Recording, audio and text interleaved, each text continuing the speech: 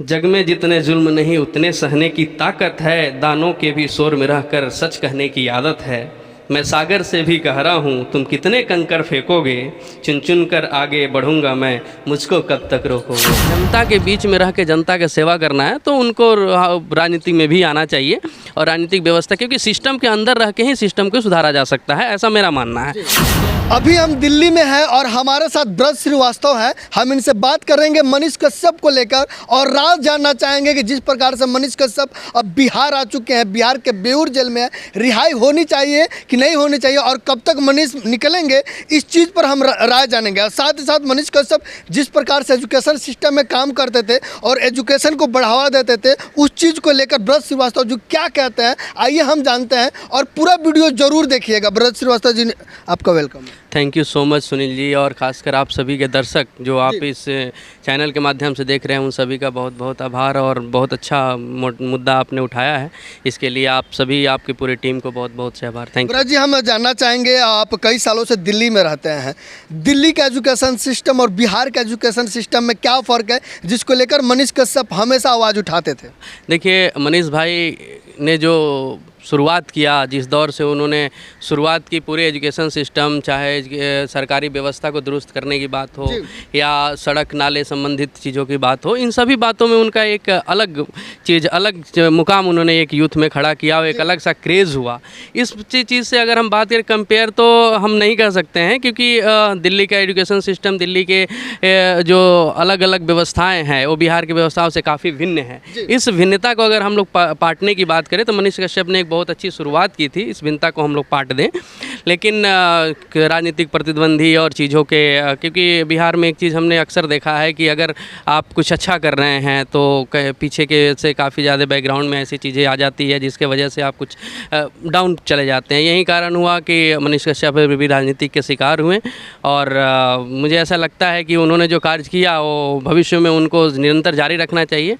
और इस मनीष कश्यप जैसे युवा अगर बिहार में आगे आते हैं तो बेशक एक मजबूत सिस्टम खड़ा होगा, और एजुकेशन सिस्टम में और सरकारी महकमे में भी काफ़ी बदलाव आएगी। मनीष कश्यप वो पहले ऐसे व्यक्ति थे जिन्होंने अपनी कमाई से बिहार के अलग अलग सरकारी स्कूलों में कंप्यूटर लगाने का काम किया। नहीं, ये तो बहुत अच्छा मुहिम रहा है, और इस मुहिम का हम सभी प्रशंसा करते हैं, क्योंकि कभी मुलाकात तो हमारे मनीष भाई से नहीं हुई, लेकिन सोशल मीडिया के माध्यम से हमारे फेसबुक फ्रेंड भी हैं, और जब वो इलेक्शन में खड़े हुए थे तो उस समय से भी हमारी पूरी सहयोग और समर्थन थी उनको।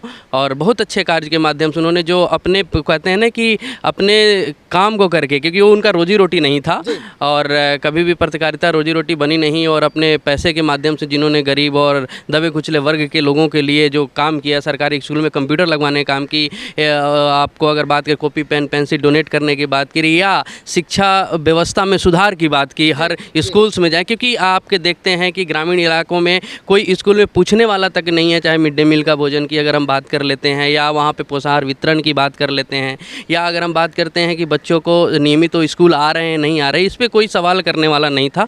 और मनीष कश्यप जी ने इस सवाल को उठाया और काफ़ी पुरजोर तरीके से उठाया, और यही सब देखते देखते बहुत सारी व्यवस्थाएं, बहुत सारे लोगों ने सवाल करना शुरू किया। तो इस शुरुआत के लिए तो उनको, ये काम जो मनीष कश्यप करते हैं वो सरकार का काम है या मनीष कश्यप आम जनता, आप जैसे युवाओं का काम? देखिए, अगर हम नहीं, देखिए, सवाल करना जनता का काम है, काम करना सरकार का काम है, लेकिन सरकार तो कर नहीं रही है, सरकार नहीं कर रही है। इसीलिए हम और आप जैसे और मनीष भाई जैसे युवाओं की आवश्यकता है कि वो सरकार से सवाल करें और सवाल करके उस काम को दुरुस्त करवाएं, और ये मनीष भाई ने बखूबी किया और बहुत बेहतर किया, और उम्मीद है कि भविष्य में भी वो जेल से वापस आने के बाद और भी बेहतर इस कार्य को करेंगे। सरकार का काम है लेकिन सरकार करती नहीं है, और हमारा काम है कि हम आवाज़ उठाएं, और आवाज़ उठाते हैं तो हम पे NSA लगा दिया जाता है। तो फिर कोई आवाज़ कैसे लगाएगा? देखिए, क्या होता है ना कि बड़े बड़े लोगों को कभी कहते हैं ना कि सत्य थोड़ा सा स्लो ज़रूर हो सकता है पर हार नहीं सकता है। अपने तर्क से किसी को आप हरा तो जरूर सकते हैं पर सहमत नहीं कर सकते हैं। तो ठीक वही सा चीज़ यहाँ पे भी है। जिस तरह से तार्किक चीज़ें अभी सामने आ रही है, बिहार के एजुकेशन मिनिस्ट्री की अगर बात करें तो बहुत ही मतलब गंदा सिचुएशन है। इस पर बहुत अच्छा तर्क मनीष भाई ने दिया था। कई सारी यूनिवर्सिटीज़ को उन्होंने फोकस किया, कई सारी यूनिवर्सिटी पर उन्होंने बात भी की और बहुत अच्छा लगता है। हम लोग दूर रह के भी बिहार के, मैं आपको बता दूँ, बिहार से काफ़ी ज़्यादा जुड़ाव है। बेसिकली बिहार से होने के नाते हम लोगों का ये हमेशा एक रहा है कि हम लोग बिहार को किस तरह से डेवलप करें, और ख़ासकर जब मनीष भाई जैसे युवा सामने आते हैं तो उन लोगों का सहयोग और समर्थन हमेशा हम लोगों का रहता है और हम लोग हमेशा कोशिश करते हैं बिहार में शिक्षा के प्रति कोई बदलाव आए और इस बदलाव में एक ऐसी क्रांति उभर के आए जिस तरह से मनीष भाई लेके आए थे। मनीष कश्यप जब चंपारण में आए थे तो उस वक्त बात चल रही थी चंपारण मांगे एयरपोर्ट, और अभी तक चंपारण को एयरपोर्ट भी नहीं मिला, ना कुछ मिला है।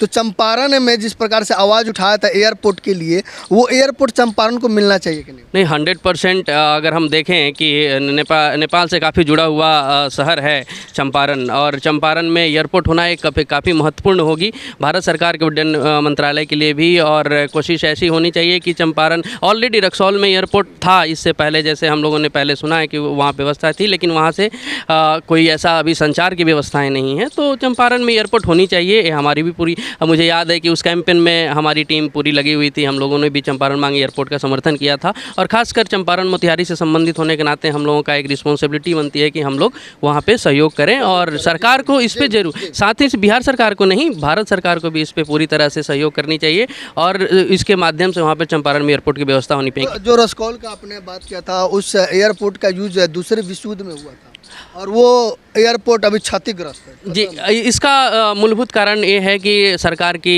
जो उदासीनता है, चाहे वो भारत सरकार की बात करें या बिहार सरकार की बात करें, उदासीनता सबसे बड़ा महत्वपूर्ण इशूज़ है जिसमें जिस दिन सरकार इस पे ज़्यादा विचार करेगी, सरकार से ज़्यादा ऐसा तो नहीं है कि सरकार का आपके सरकार का जो परिवहन विभाग है, मंत्रालय, वो कहीं ना कहीं सोई हुई है? 100% सोई हुई है और ये उदासीनता के कारण भी यही है कि सरकार इस पे जागरूक नहीं है। और खासकर जनता, जिस तरह से मुझे याद है कि चंपारण मांगे एयरपोर्ट का एक बार पुरजोर तरीके से हुआ था, शायद उसके बाद से कोई ऐसा उस पर काम नहीं हुआ, अभी से होना चाहिए था। मनीष कश्यप की जो है कमी खल रही है, 100% कमी खल रही है। मैं इसमें एक चीज़ देखूंगा कि राकेश पांडे भैया भी इस पे काफ़ी ज़्यादा चंपारण मांगे एयरपोर्ट पे उन्होंने बात उठाई थी और उन सभी लोगों ने, जो भी युवा, खासकर युवा वर्ग, वो उन लोगों ने काफ़ी ज़्यादा एयरपोर्ट के मांग को लेकर लाया। तो मुझे ज़रूरत है कि एक बार और इस तरह की मुहिम की, सरकार सोई हुई है उसको एक बार और जगाने की, और हम सभी का रिस्पॉन्सिबिलिटी है, दायित्व है कि हम लोग उसको एक बार और शुरू करें और चंपारण में एयरपोर्ट की स्थापनाएं हो। अभी मनीष कश्यप जो है पटना के बेऊर जेल में है, रिहाई मिलनी चाहिए कि नहीं? 100% रिहाई मिलनी चाहिए और मुझे तो उम्मीद है कि बहुत जल्दी वो बाहर निकलेंगे, चाहे वो प्रशासनिक उदासीनता हो या सरकार की ढुलमुल रवैया हो, इसके वजह से अभी तक मनीष कश्यप बाहर नहीं आए हैं, लेकिन उम्मीद है कि बहुत जल्दी हम सभी के बीच होंगे और उससे ज़्यादा फॉर्म में होंगे जिससे ज़्यादा फॉर्म में अभी तक थे वो। आपका राय जानना चाहते हैं और दर्शकों को भी ज़रा बताइए, मनीष कश्यप जब बाहर निकलेंगे तो फिर से ये माइक उठाए या राजनीति में जाए?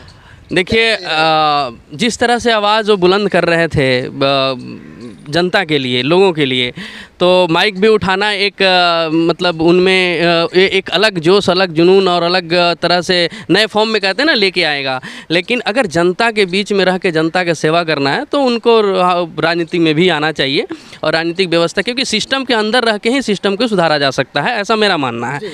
तो मनीष कश्यप को सिस्टम का पार्ट होना चाहिए और पत्रकारिता क्षेत्र में और भी बहुत सारे युवा हैं, उनके टीम के सारे लोग हैं, उन सभी बहुत मेहनत कर रहे हैं और इन सभी मेहनत के साथ वो उन लोगों का जो जोश है, जुनून है, मनीष कश्यप के आने के बाद जरूर पूरा हो जाएगा। आप काफ़ी ऐसे क्षेत्रों में अनुभव रखते हैं, हमें ज़रा बताइए और दर्शकों को ज़रा बताइए कि कौन से ऐसे व्यक्ति है जिन पर NSA रासुका लगा दिया जाता है? देखिए, NSA रासुका की बात तो अगर हम बात करें तो देश में जिससे खतरा हो, जिस व्यक्ति से, क्या मनीष कश्यप से खतरा? तो ये सरकारी टॉपिक्स है और सरकार के नियम हैं, रूल्स हैं, और जिस तथ्य से उनको लगाया गया, जिस तरह से किया गया, वो कहीं ना कहीं एक कहते हैं नैतिकता आधार पे सही नहीं था। और ऐसा मानना ये पर्सनल मेरा विचार है कि उन्होंने जल्द से जल्द उनको उस रास्ता को हटा के वापस उन्हें जनता के बीच मिलें, क्योंकि जनता और खासकर युवाओं के बीच जो उनका प्यार है, जो सम्मान है, वो हमेशा बरकरार रहे। और सरकार को भी अगर कोई सवाल कर रहा है कि बड़े बड़े लोग जेल गए हैं, आपको भी पता है, भगत सिंह भी जेल गए, चंद्रशेखर आज़ाद भी जेल गए,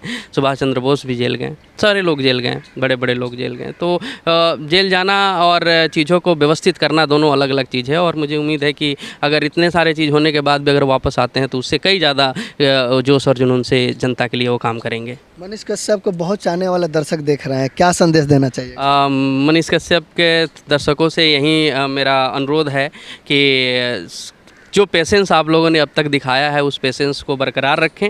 और मुझे उम्मीद है कि जल्दी जल्द मनीष भाई हम सभी के बीच में होंगे और हम सभी मिलके एक कुशल नेतृत्व का का हम लोग सृजन करेंगे एक बिहार में, और बिहार की ऐसी व्यवस्था जो व्यवस्था अब तक काफ़ी ज़्यादा दयनीय रही है बिहार के सभी उन वर्गों के लिए जो काफ़ी सारा निम्न वर्ग के लोग हैं, उन सभी के लिए। तो शायद मुझे एक उम्मीद की किरण दिखती है मनीष कश्यप में। वो आने के बाद में शायद काफ़ी ज़्यादा महत्वपूर्ण तरीके से हम लोग लेके बिहार सरकार की व्यवस्थाओं को, बिहार सरकार की कमियों को, बिहार सरकार की में किस तरह से दुरुस्त किया जा सकता है सिस्टम को, इसको हम लोग बेहतर बनाने की कोशिश करेंगे।